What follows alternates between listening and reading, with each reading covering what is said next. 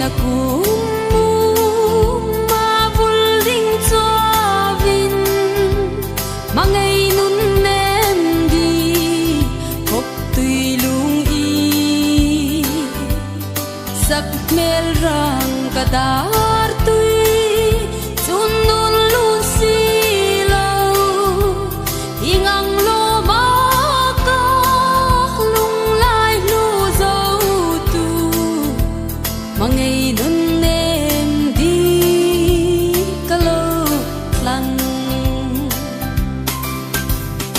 o nang vir khi leng vel mangai sen si rim i hung phur no mo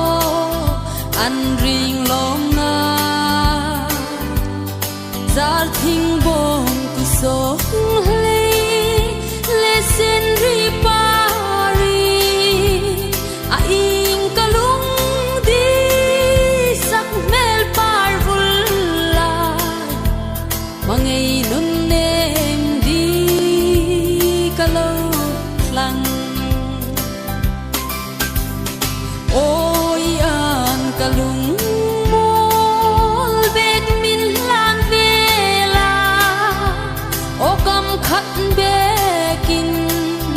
an ring long na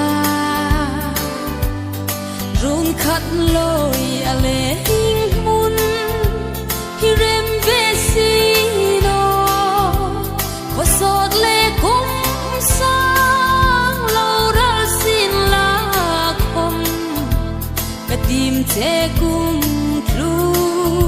ma di